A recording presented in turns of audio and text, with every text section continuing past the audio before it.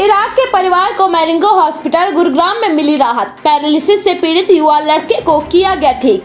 जिस मरीज का इलाज करने से मना कर दिया गया था, मैरिंगो एशिया हॉस्पिटल गुरुग्राम में उसकी सर्जरी की गई। जो इलाज असंभव माने जा रहे थे, मरीज की पूरी संतुष्टि के लिए कई तरह के इलाज किए गए। जी हां, गुरुग्राम के मैरिंगो एशिया हॉस्पिटल के डॉक्टरों ने इराक के एक 6 वर्षीय लड़के पर हाई रिस्क वाले ब्रेन ट्यूमर की सर्जरी करके एक शानदार उपलब्धि हासिल की है। ये मरीज 1 महीने से अधिक समय से अपने शरीर के दाहिने हिस्से में पैरालिसिस का अनुभव कर रहा था। उसके होम टाउन में जो MRI किया गया था, उसमें ब्रेन स्टेम में एक बड़े ट्यूमर का पता चला। ये एक घातक स्थिति का संकेत था। मामले को गंभीरता को देखते हुए लड़के के माता पिता ने मैरिंगो एशिया हॉस्पिटल गुरुग्राम की ओर रुख किया। ये ट्यूमर ब्रेन स्टेम के अंदर गहराई में था। ये एक नाजुक क्षेत्र है जहां सर्जरी के दौरान किसी भी गलती से मरीज हमेशा के लिए कोमा या पैरालिसिस का शिकार हो सकता है। इसलिए इसका ऑपरेशन हाई रिस्क वाला माना जाता है। लड़के के इलाज का नेतृत्व मैरिंगो एशिया हॉस्पिटल गुरुग्राम में न्यूरो सर्जरी के senior consultant doctor Himanshu Champaneri ने किया।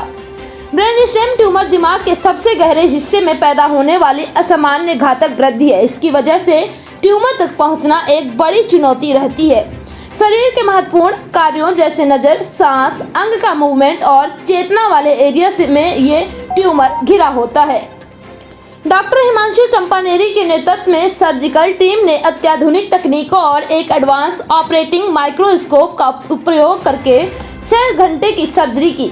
असाधारण परिशुद्धता और कौशल के साथ डॉक्टरों ने किसी तरह का नुकसान पहुंचे बिना ट्यूमर निकाला।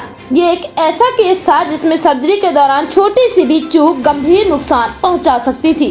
मरीज को स्थायी कोमा या पैरालिसिस हो सकता था। आइए देखते हैं पूरी रिपोर्ट। नमस्कार, मैं डॉक्टर हिमांशु चंपानेरी हूँ। मैं सीनियर कंसल्टेंट न्यूरो सर्जन हूँ, मैरिंगो एशिया हॉस्पिटल के गुड़गांव यूनिट से। आज जो प्रेस कॉन्फ्रेंस हमने की है, ये पीडियाट्रिक ब्रेन ट्यूमर के बारे में अवेयरनेस के लिए है।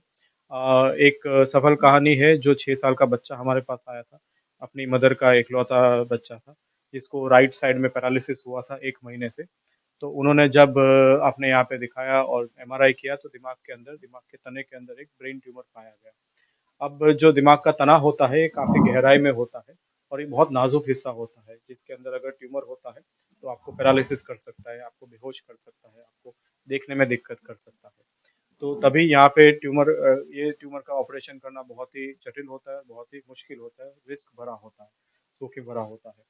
तो हमने अत्याधुनिक टेक्नोलॉजी, नेविगेशन, माइक्रोस्कोप वगैरह से उसका हमने सर्जरी किया और अच्छे से ट्यूमर निकल गया। तो एक ब्रेन का ही ग्लायोमा प्रकार का ट्यूमर था और सर्जरी के बाद पेशेंट भी ठीक है, उसका हाथ वगैरह ठीक से चल रहा है, उसका पैरालिसिस रिवर्स हो गया था। तो ये एक सक्सेस कहानी थी जिसके बारे में हमने प्रेस कॉन्फ्रेंस बुलाई थी। ये पेशेंट को सर्जरी से पहले, एडमिशन से पहले जो इवैल्यूएशन करते हैं, उसमें 2 से 3 दिन लगते हैं। इसमें हम सारे ब्लड टेस्ट करते हैं, MRI करते हैं और सारे हार्ट वगैरह के टेस्ट वगैरह करते हैं कि पेशेंट सर्जरी के लिए फिट है और कोई प्रॉब्लम तो नहीं है, चेक करने के लिए। हॉस्पिटल के अंदर पेशेंट को 4 दिन भर्ती रहना पड़ता है, जिसमें 1 दिन सर्जरी के बाद ICU में रहना पड़ता है और उसके बाद 3 दिन एक्सरे वगैरह सब करके फिर वो चला जाता है। जो पेशेंट है उसको रिकवर करने में लगभग कितना टाइम? पेशेंट को सर्जरी किए हुए आज 1 महीना हो गया है। पेशेंट को 12 दिन गुड़गांव में रहना पड़ा। जब 10वें दिन में हम उनको स्टिचेज़ वगैरह, टाँके वगैरह काट देते हैं और पेशेंट अब सब कुछ कर सकता है, नॉर्मल चलना-फिरना, बाकी सारा काम नॉर्मल कर सकता है। वो रिकवर हो गया है। सर, जैसे ब्रेन ट्यूमर होता है, ये किस प्रकार से, किस एज में होता है? इसकी क्या कोई लिमिट वगैरह भी है या क्या कारण कुछ रहता है? ब्रेन ट्यूमर्स बहुत प्रकार के होते हैं और सारे ही एज में होते हैं। पहले ऐसे मानते थे कि ब्रेन ट्यूमर तो चलो वृद्धावस्था में होगा, ओल्ड पीपल में होगा, ऐसा नहीं है। बच्चों में भी ब्रेन ट्यूमर्स पाए जाते हैं। काफ़ी ट्यूमर्स होते हैं जो बिनाइन होते हैं, जो कैंसर नहीं होते और ज़्यादातर जो ट्यूमर होते हैं जो ब्रेन के, वो कैंसरस होते हैं, जो दिमाग से ही पैदा होते हैं।